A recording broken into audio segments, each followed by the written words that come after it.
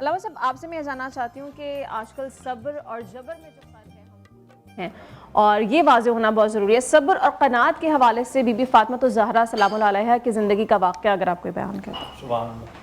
بہت ہی خوبصورت اہم سوال ہے. دیکھیے صبر اور جبر یہ دو لفظ ملتے ہیں لیکن ان کے مزاج میں زمین و آسمان کا فرق ہے. اللہ قرآن مجید میں ارشاد فرماتا ہے لا اکراہ فی الدین، دین میں جبر نہیں ہے. اللہ صابرین کے ساتھ ہے.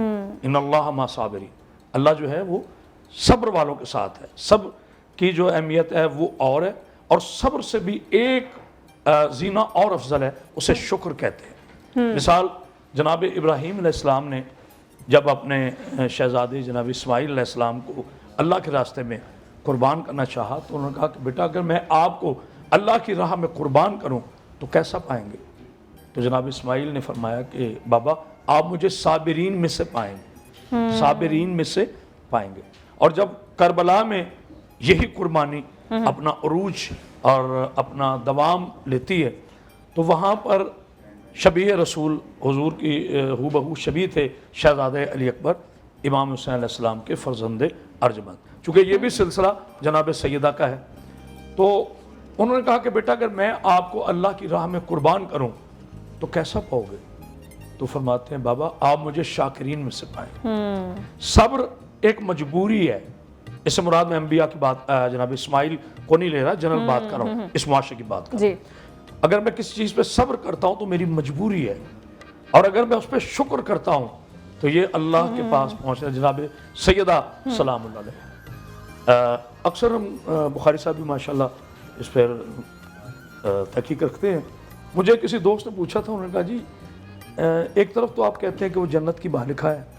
میں کہا ہاں، تو ان کے گھر میں جو ہے نا وہ کھانے بعض اوقات نہیں ہوتے تھے جیسے اب میں نے کہا بات سنو، آل محمد کے گھر میں جو فاقے تھے نا وہ بوجہ غربت نہیں تھے، بوجہ سخاوت تھے. کیا بات ہے، کیا اللہ بات ہے، اکبر. کیا بوجہ سبحان اللہ، غربت نہیں تھے، بوجہ سخاوت تھے. جو آیا اللہ کی راہ میں. ٹھیک ہے علامہ صاحب، اس کو ہم یہیں سے کنٹینیو کریں گے. علامہ صاحب یہ کہیے گا کہ امور خانہ داری میں تو بی بی فاطمہ الزہرا سلام اللہ علیہا بے مثال تھیں اور ہر معاملے میں وہ بے مثال خاتون تھی. عبادت گزاری کی اگر بات کی جائے تو اس میں ان کا کیا معمول رہتا تھا؟ بلا شبہ سیدہ فاطمہ الزہرا سلام اللہ علیہا ورضی اللہ تعالی عنہا، انہوں نے عبادات کے جتنے بھی خوبصورت طریقے تھے، اسالیب تھے، وہ بابا سے سیکھے تھے. نبی کریم علیہ الصلوۃ والسلام سے جو ارکان اسلام، جو فرائض تھے وہ بھی سیکھے. جیسے ان کے بارے میں بہت آتا ہے کہ نماز بڑے خشوع و خضوع کے ساتھ ادا کرتی تھی. قد افلح المؤمنون الذین هم فی صلاتہم خاشعون، کہ بالکل خشوع و خضوع کی تصویر بن جاتی تھی. ان تعبد اللہ کأنک تراہ فإن لم تکن تراہ فإنہ یراک، ایسے نماز پڑھتی تھی جیسے کوئی انسان اللہ کو دیکھ کر نماز پڑھ رہا ہے یا کم از کم اللہ اس کو دیکھ رہا ہے. اس کیفیت، یہ کیفیت ان پہ طاری ہوتی تھی. تو اس لحاظ سے اللہ نے ان کو مشعل راہ بنایا تھا خواتین اسلام کے لیے. تو ان کی عبادت میں بہت توجہ، انابت اللہ، یہ سارے جذبات موجود تھے. لیکن اس کے ساتھ ساتھ روزے کی بارے بھی آتا ہے کہ ان کے وَيُطْعِمُونَ الطَّعَامَ عَلَىٰ حُبِّهِ مِسْكِينًا وَيَتِيمًا وَأَسِيرًا، کہ دسترخوان بچھا ہوا تھا اور افطاری کی تیاری ہو رہی تھی اور 3 جو کی روٹیاں تیار کی گئیں.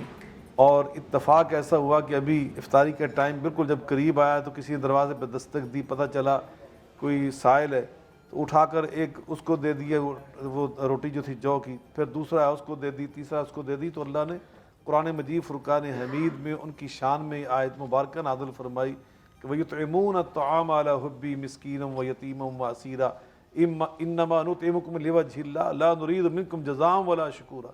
اللہ کی محبت کے حصول کے لیے وہ مسکینوں کو، یتیموں کو، اسیروں کو کھانا کھلانے والے اور اللہ کے سوا کسی سے کچھ نہ چاہنے والے. تو یقیناً یہ آپ کے روزوں کی کیفیت تھی کہ آپ نے بعض اوقات جیسے ابھی علامہ صاحب نے بڑی خوبصورت بات ارشاد فرمائی، وہ ایسا نہیں تھا جیسے ہمارے یہ تصور پیدا ہو گیا کہ وہ بڑی وہاں پہ غربت تھی اور افلاس تھا. ایسا نہیں تھا.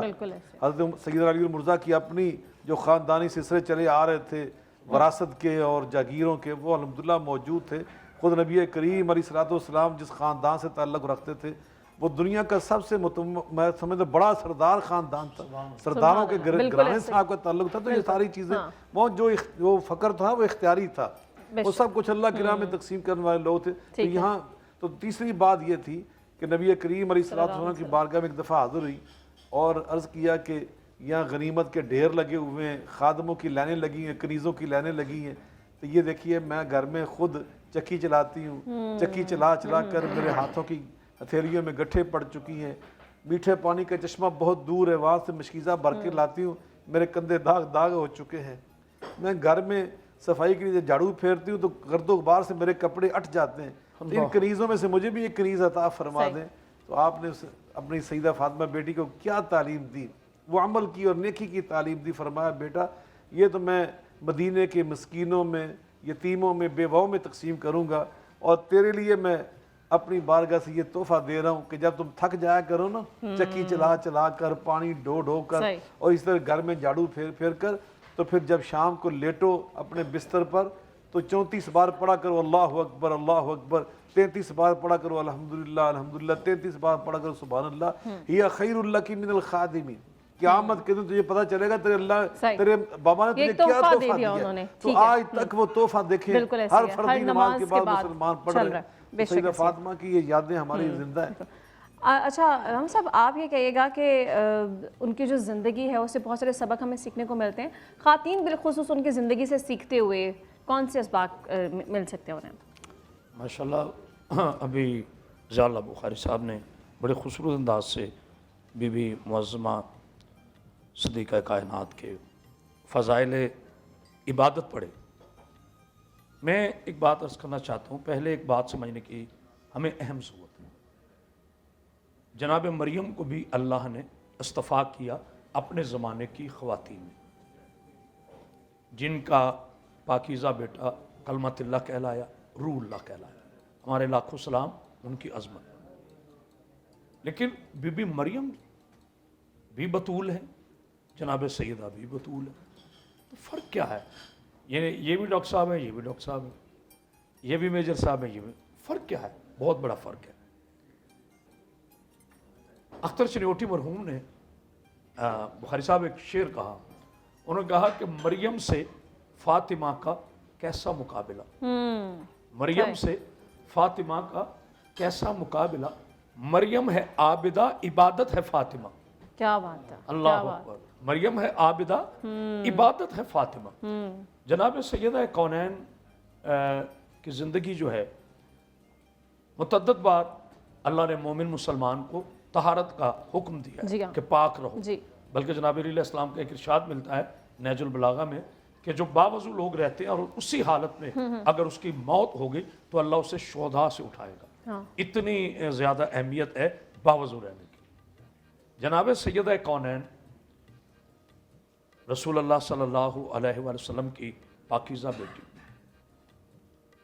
اللہ نے ہر ایک سے کہا کہ نجاست سے بچو، انبیاء کو، اوصیاء کو، اولیاء کو، غوثوں کو، قلندروں کو، علماء کو، شیعہ، ہر ایک سے کہا کہ آپ نے نجاست سے بچنا ہے۔ لیکن جب در بطول کی بات آئی نا تو میں ہاتھ چھوڑ کے یہ کہنا چاہتا ہوں، فخر ہونا چاہیے میری قوم کی بیٹیوں کو، جناب سیدہ کی کنیزی پر بے شک بالکل فخر ہونا چاہیے کہ ہم کس سیدہ کی کنیزیں ہیں۔ جب یہ آیا تو اب میرے اللہ نے انداز بدل کے جو آیت تلاوت کی انما یرید اللہ کی، بخاری صاحب نے کہ خبردار نجاست تو نے ان کے قریب نہیں جانا۔ اچھا، ہر ایک سے کہا کہ تم نے نجاست کے قریب نہیں جانا، لیکن جو رجس ہے، جو نجاستیں ہیں، انہیں اللہ نے منع کر دیا کہ جہاں یہ خانوادہ ہے وہاں آپ نہیں جانا۔ میری پاکیزہ بیٹیوں کے لیے جناب سیدہ کونین کے سب سے خوبصورت پیغام یہ ہیں کہ سیدہ اسے کہتے ہیں جس کا پاکیزہ زیور سونا نہیں حیا تھی۔